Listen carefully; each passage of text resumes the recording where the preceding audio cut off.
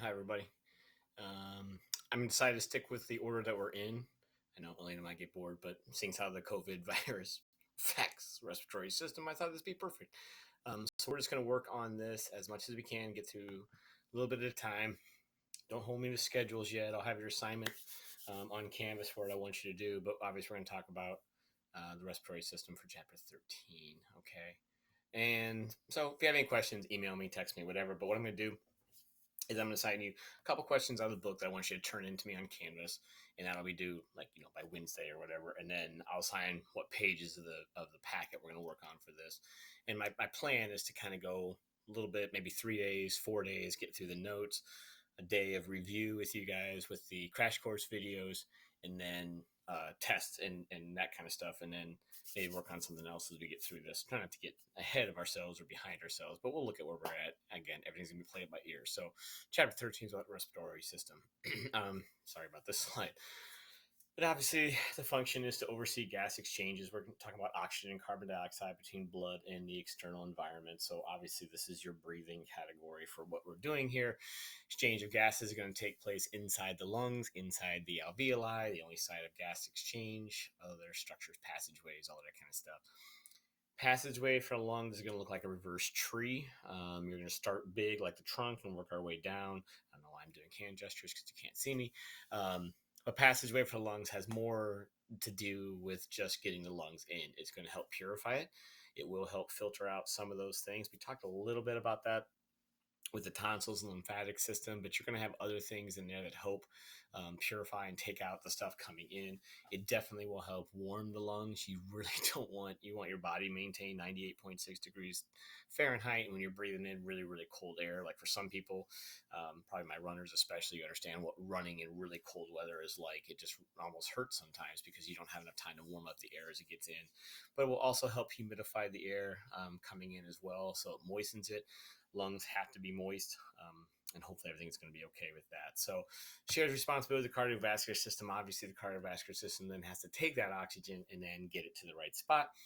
Pick the oxygen, pick the carbon dioxide back up. We talked about how hemoglobin changes its structure to kind of make that work as we go. You're going to have to do some memorizing. Pictures are here, but obviously, if this is going to be a take-home test, you're going to have the book and you're going to have the slides and everything to help you out. So hopefully, you do really, really well in this. But obviously, parts of your organs are going to be the nose, the pharynx, the larynx, the trachea, the bronchi, tubes, the lungs, and the alveoli. And especially as we start talking about like COVID-19 or whatever, this is really the thing here. It's, how it attacks the respiratory system and how it really just starts to shred people who already have asthma. And we'll talk a little bit about asthma as we get through this, and bronchitis and pneumonia and how all this kind of stuff plays into this. But obviously, if you look at it, I'll use my cursor as my little pointer here. You obviously have your oral cavity coming here, and you can breathe in through the mouth, which you do when you exercise, things like that, or when your nose is all stuffed up. You have your external narrows of the nostrils right here. You have your nasal cavity with all its sinuses coming in here, and you can put all those combination of things in here. And obviously, hair inside your nose helps filter that out. The tonsils and those kind of things help filter that out. Then all of this is going to pass to the pharynx, which is right up inside here, right near the epiglottis. All right, down to the trachea tube, all the way down to the larynx where your voice box is. So if you're really, really sick and hoarse and all that kind of stuff, you're going to build up a mucus and phlegm on your larynx. Obviously, it's going to hinder your breathing and bringing things in. Coming down the trachea. Now we talked a little bit about the trachea, and we're going to talk more about it when we get into the digestive system with the esophagus, but the trachea has to stay open. So it's going to be a much more rigid, strong, fibrous tissue than the esophagus is going to be, which is more flexible, so you can eat that big piece of steak or something like that. So then we come down to your bronchial tubes right in here. You have your right primary bronchus, and you have your left primary bronchus going into the lungs themselves, and you get down to the base of the lungs, and here's obviously the diaphragm. And the diaphragm is going to be a major component. We would do, if we were here, we would do a demonstration. We would literally build a set of lungs with balloons and tubes, and we would use a pressure-sensitive diaphragm to pull and create the pressure variance that you need for the organs of your respiratory system. But obviously, it's going to be much more, specific than that. So again, go down, just kind of think of that picture. External narrows were here. You're going to have these what are called conchae, which is concha for one of them. But you have inferior ones, superior ones on top, middle ones in the middle, and we're going to talk about what those are for as we get into this. Then you have your sinuses coming up in here. So your frontal sinus tube is over here. Your sphenoid sinus is here. So again, remember bone names and everything should be fine. Frontal bone, sphenoid bone. There's your pharyngeal tonsils coming in here, opening the auditory tube so you can get up into here to reduce the fluid in the eustachian tubes. It allows you to bring the pieces back. You have internal narrows inside here. It's not really like nostrils inside, but that's where your olfactory senses are going to be to help you out. Again, much more hair in here to help protect you. Hard palate, soft palate, lingual tonsils coming here. Epiglottis right here is going to help block airway versus esophagus. Epiglottis coming in here. Hyoid bone, all right, right in here. It helps control your swallowing. Thyroid cartilage of the larynx. Again, the cricoid cartilage of the larynx. We're down in the larynx area down in here. And then the thyroid gland right in here, and then down to the trachea tube here. All right, you have your esophagus right here. So here's your epiglottis. It's going to either say you're going to go this way or this way and not both. All right, it's really bad. Your vocal folds are right here for talking, and obviously the tighter they are, the higher your pitch is. The lower they are, the looser they are. You have your palatine tonsils right back in here, and the uvula coming down here, dangling down the back of your throat. Okay, so just most of the stuff you've heard of before. I mean, probably never heard of the oral pharynx, but you have probably heard of the pharynx. So the pharynx is made up of the nasopharynx in the nasal part and the oro down in the oral part of the thing. So it's nothing terribly difficult to figure out. Okay. Now, olfactory receptors are located in the mucosa of the superior surface. All right. The rest of the cavity is filled with respiratory mucosa. So you're sensing your nose. Olfactory receptors located on the superior surface of these, and then inside the rest of the cavity is things to help moisten the air and hair-like particles and other things that help trap incoming foreign particles. Try to keep things out of you as much as possible. All right. Lateral walls have projections called the conchae. The conchae obviously was, had the superior, the middle, and the lower, and you're going to have it. It helps increase the surface area. It helps increase air turbulence within the nasal cavity themselves, and it's going to help, separate the air in there so not too much comes in at one time, but that's kind of what the purpose of that is. Plus, you have all those extra things then to help catch all those things that you don't want to go in there. Nasal cavity separated from the oral cavity by your palate. So you have your hard palate, which is bone, and you have your soft palate, which is muscle. So my allergy sufferers, you scratch back on that hard palate because that's the part that gets irritated, and the soft palate is behind to help with the functions of those.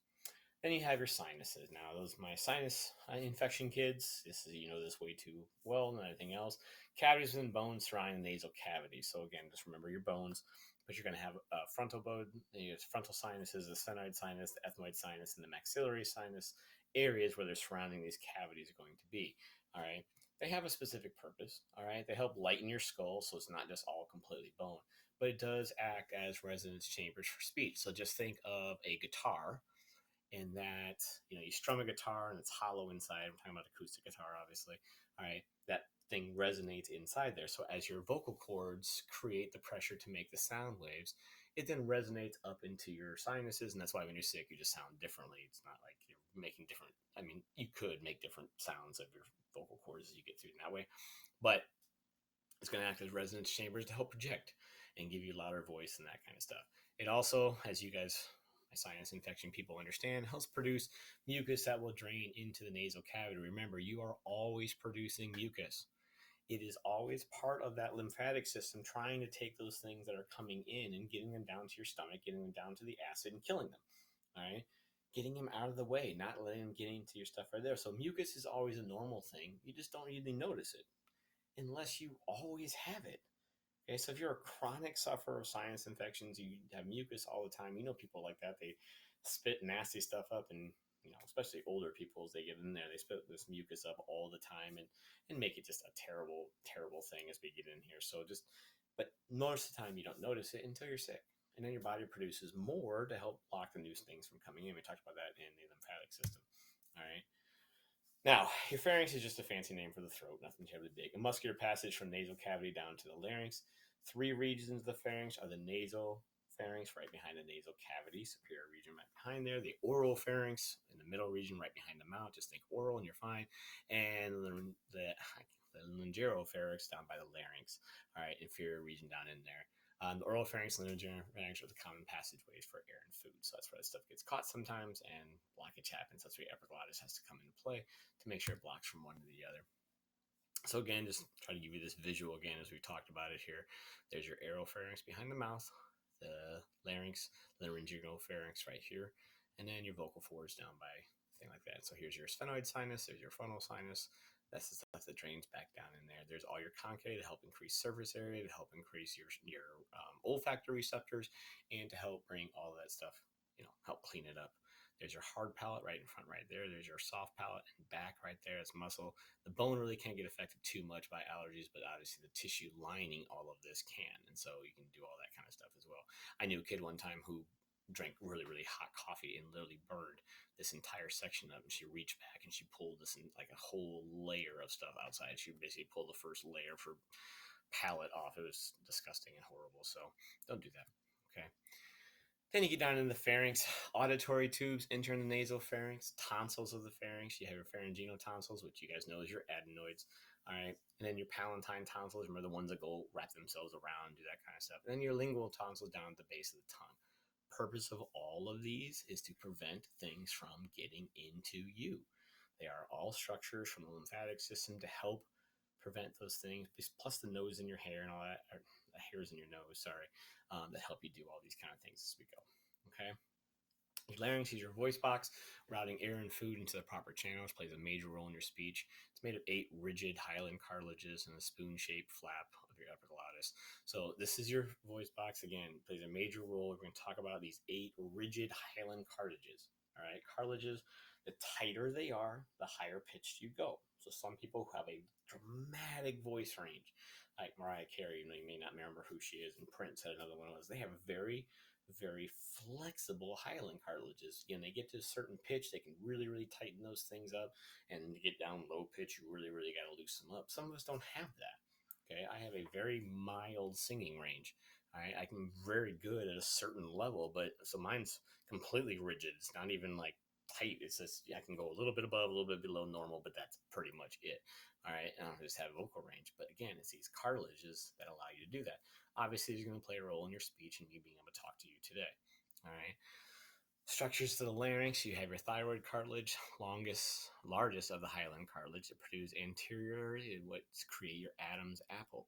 You have one. Everybody does. Females, males, all that other kind of stuff. Just for guys, it protrudes a lot more.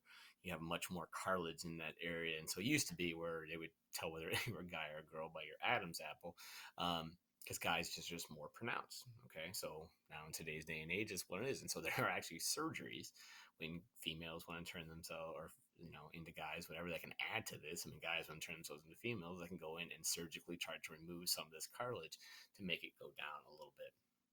You have the epiglottis, superior opening of the larynx, routes food to the larynx and air towards the trachea. Again, its job, all right, is to kind of block one or the other. So it knows when you're eating whatever. That's why you always talk about eating slow and doing this kind of stuff. So you don't try to breathe, laugh. That's why a lot of people choke when they laugh, because they're bringing in air. So it tries to keep it open for the air, but yet you have food in your mouth. So it's kind of hard to do that. So again, just take your time, eat stuff normal, and you should be okay. Obviously, the vocal cords are going to vibrate with the expelled air to create sound. That is the definition of speech we talked about before. It goes up into the sinuses and then resonates, but they vibrate back and forth just like you strumming a guitar. When you're a baby, you make all the sounds in the world, but they're not audible. They don't make any sense to anybody because there's no meaning to the sounds. You're just learning to create.